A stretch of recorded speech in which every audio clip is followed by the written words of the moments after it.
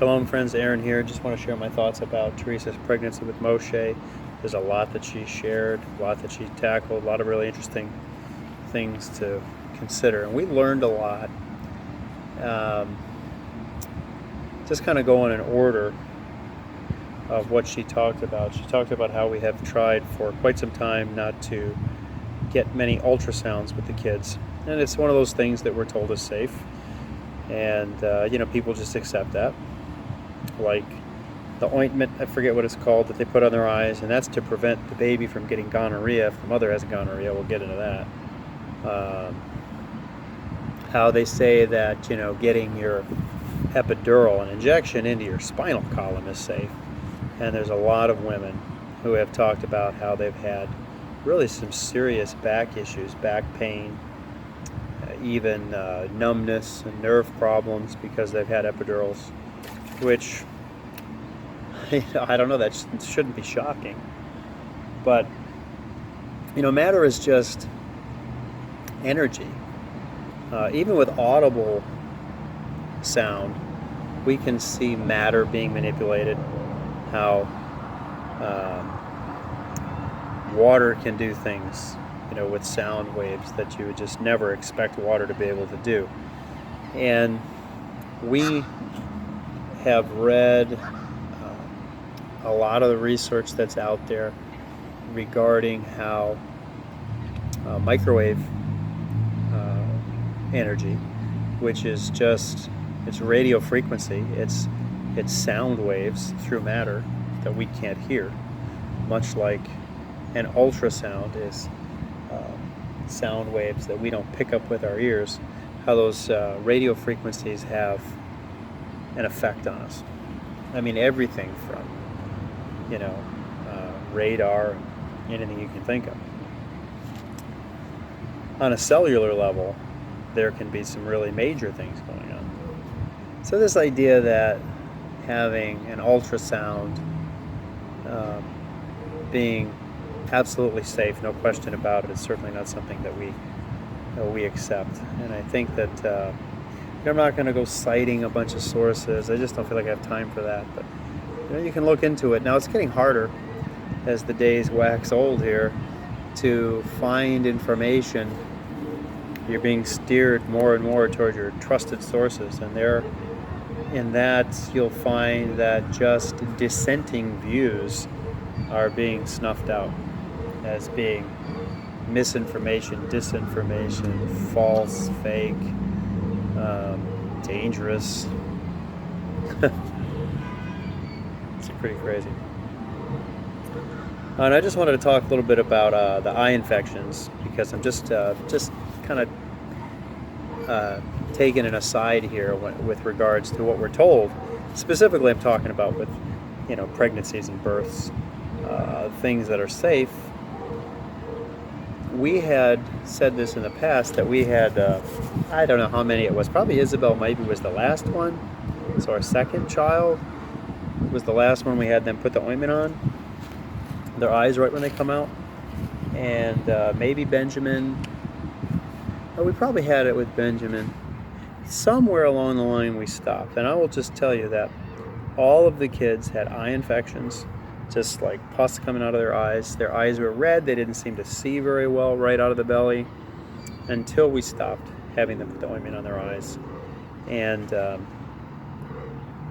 bright eyes, beautiful, white, clear, they can see you.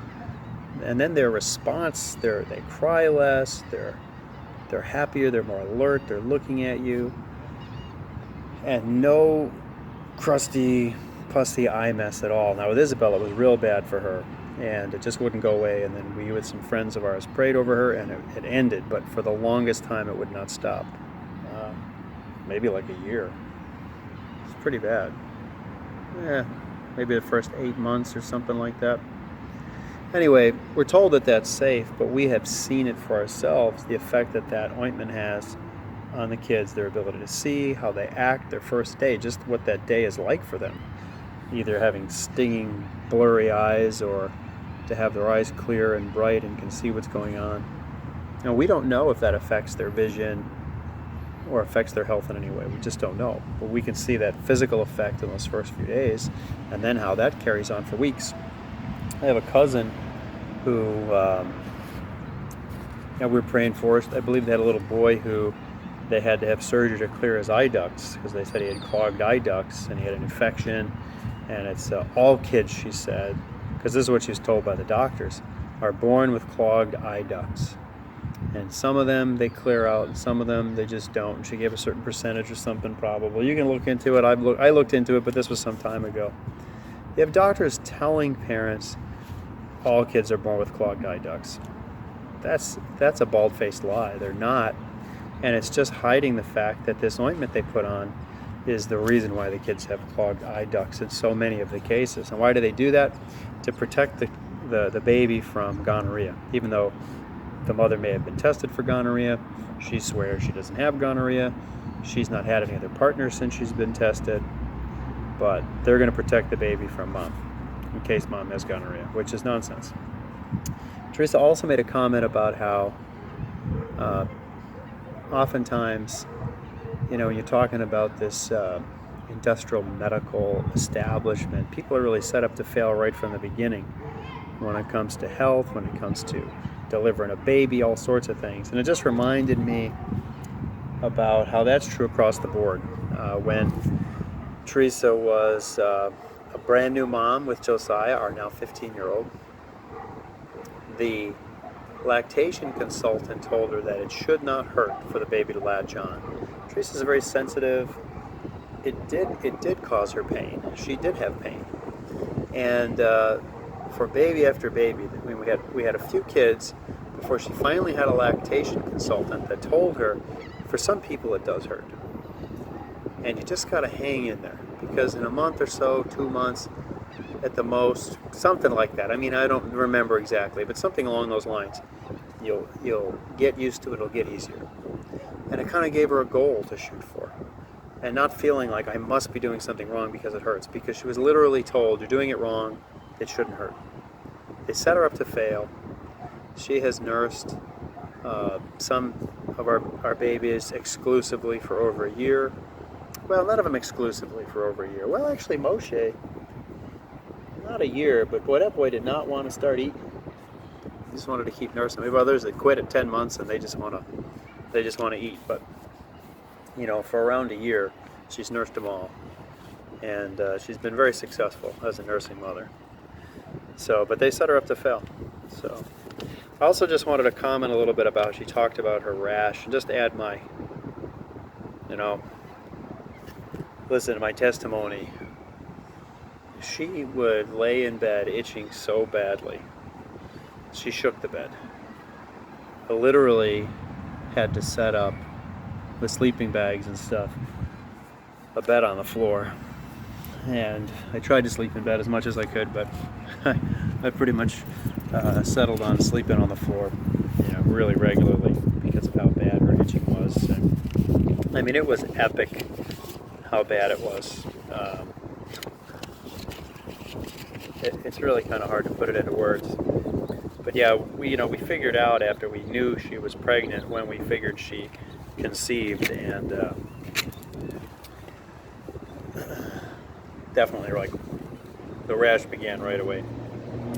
And I just wanted to talk about the ICP.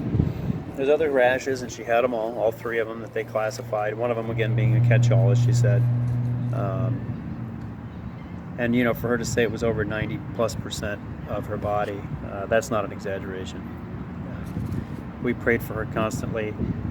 I was always after the kids if they weren't behaving. Like, you have to try to understand how difficult this is for your mother, how much she's suffering, and treat her with respect, and make things easier for her, because it's really hard. But I want to say that Theresa is no whiner, and tough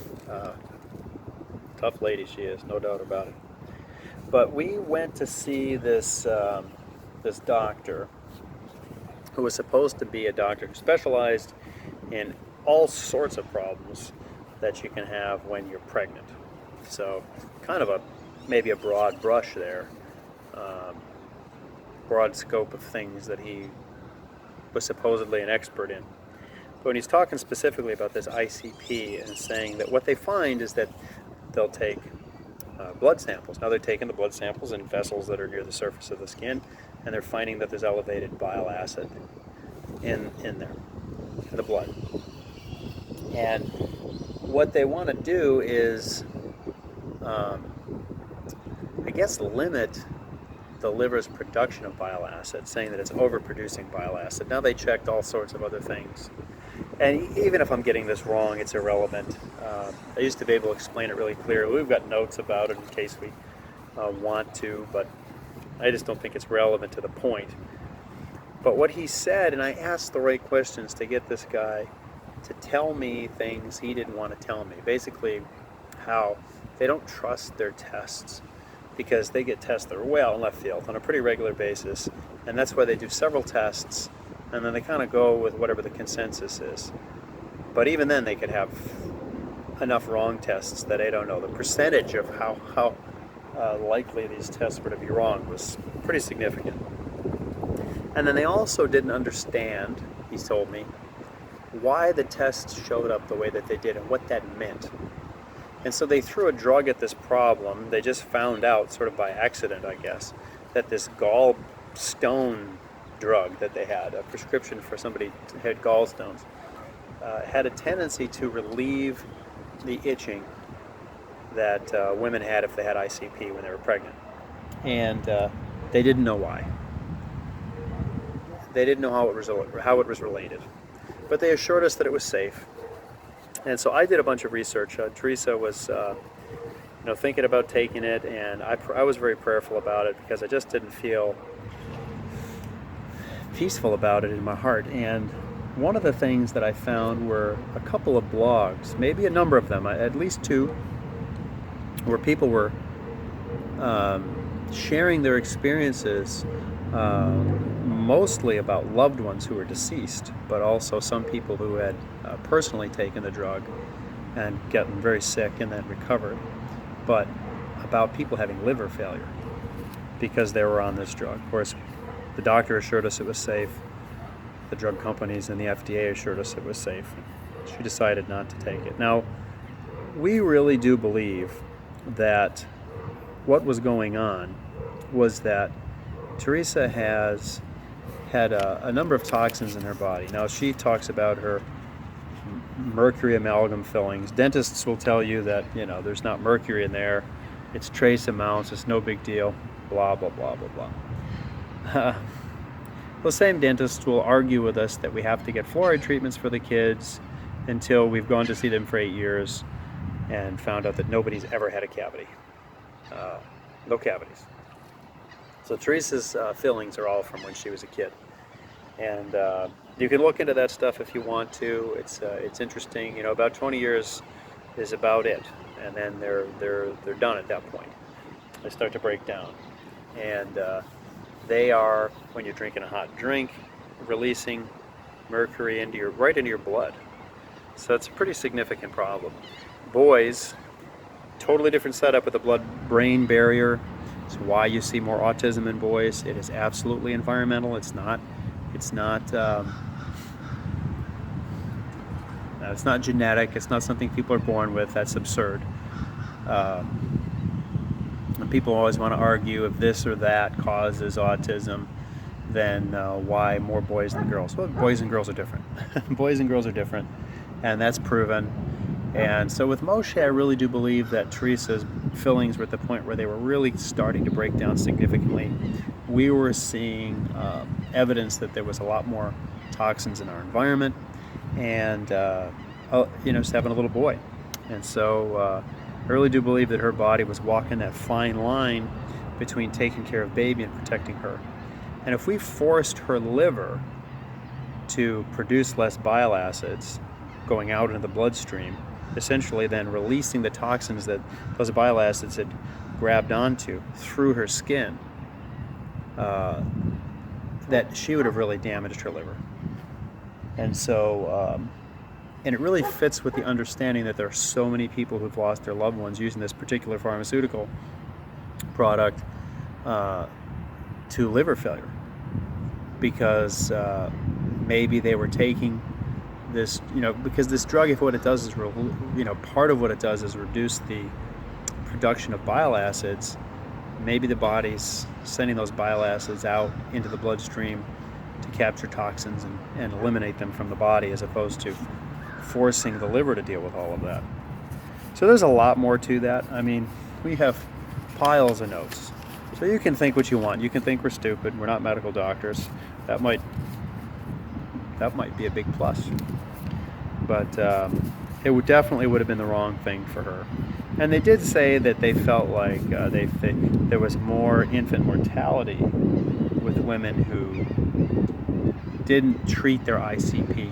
They couldn't really prove that, where they were getting that idea. Not even that statistics matter, because statistics are lies, essentially. But I'm not going to get into all that. But the doctor, he let me know that they didn't even really understand the situation with these drugs they wanted my wife to take. So we didn't take them, and Moshe was fine. And we believe, she had a lot of tests, checking all sorts of things in her liver. All of that stuff was always good. For a little while, kind of borderline. But the last time she had tests, everything looked great. And I'm sure that wouldn't have been the case if she got on that pharmaceutical for any stretch of time. So now, when she was talking about praying during the delivery, that God would help her, I'm reminded of an old song by Petra, a Christian rock band, talking about, oh gosh, how do the lyrics go? Well, he says something along the lines of, he was always thinking that he would believe if he could see, but somebody told him, believe and you'll see, but it was more than that. Oh, he said something about faith being a crutch that everybody else always needed to lean on. And I think that people have that view that faith in a creator, in the creator, is a crutch. But Theresa, to suffer what she suffered with no relief, to be epically nauseous, completely overwhelmed by this itching, really literally from the top of her feet to her head, and just a couple of places in between where she didn't have this itching. And then to be in the midst of labor. I don't know many people who could have handled it. She was on her edge. She was right at the edge, and all I really could do was just pray, and I just prayed for her and tried to give her my strength and my peace. And, she was just talking about just accepting what came her way and being willing to deal with it. And, part of what's come from that for us is to recognize how often medical doctors speak like they know the answer, when if you know the right questions to ask and they don't have a real great poker face, you can find out that they know a lot less than they let on.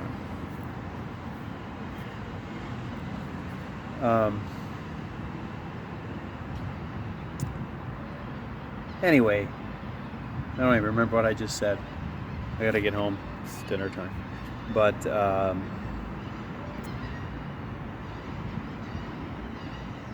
stay at home, save lives. Nonsense. Nonsense. Sometimes we just have a cup to drink.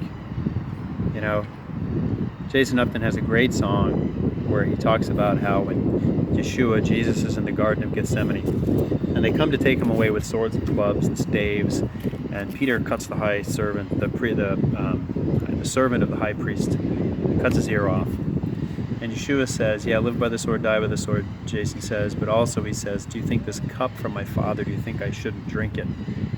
And he said, that's, this surrender to the Father, to see your betrayer coming and say, oh, you're a cup to be received by my Father. Well, there are difficult things to deal with in life. Like Job said, naked we come into this world, naked we'll leave.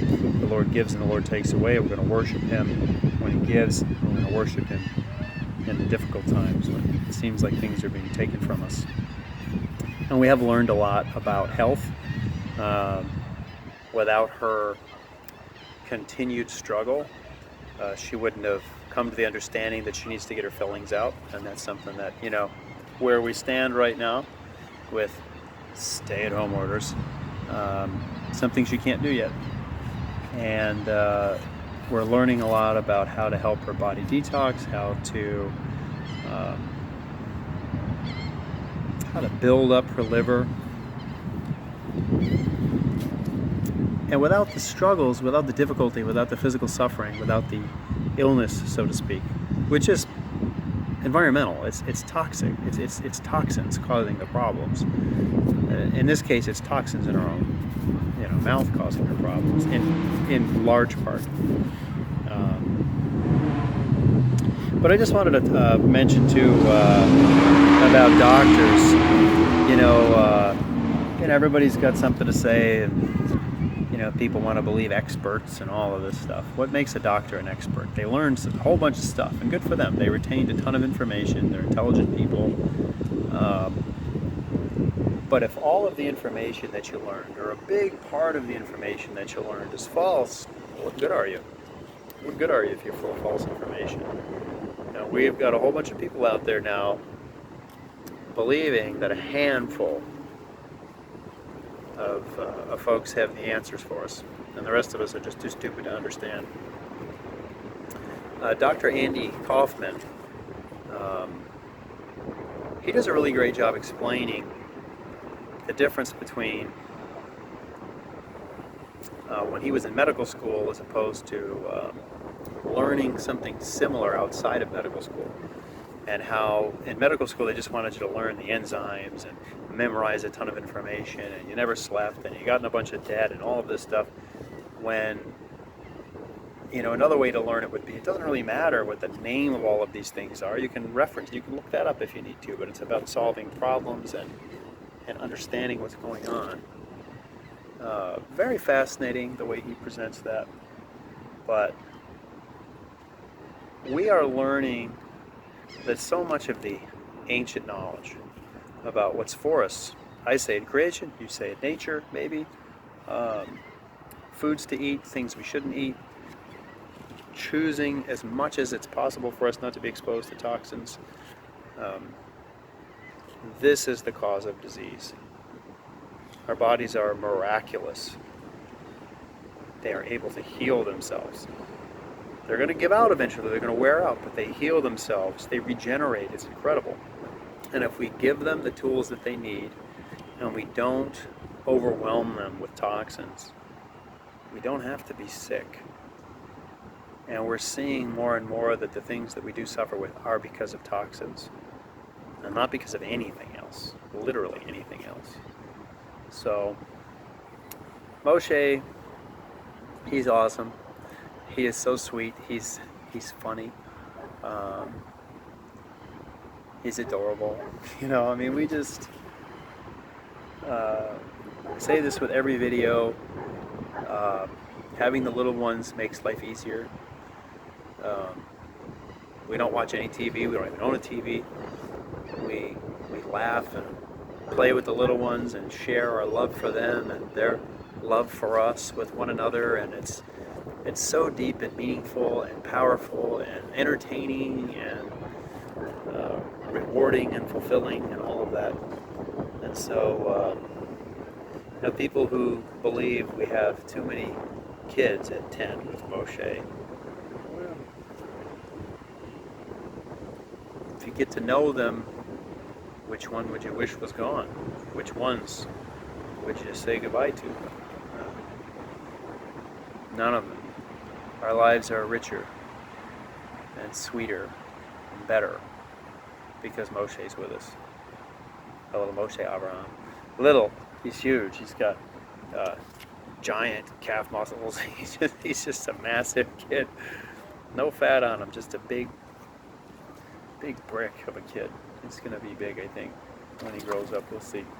He's definitely one of the biggest boys at his age, for sure. So we were grateful that Theresa had some relief, like she said, for 2 seconds, for a little while, and that it's been much better. And we continue to push forward in our understanding of what we can do to help her. And you know, that knowledge that we've gained along the way is invaluable. I mean, it's just we couldn't put a price on it. So yeah, Moshe. Anyhow, that was our 6 boys and 4 girls. No regrets. We'll make another video together, kind of wrapping up the series, you know, soon. So I think that's all I have to say. Until next time. Shalom, friends. Time for me to start walking home. I'm hanging out under a overpass. Underpass? Underpass, I guess. I don't know. A bridge.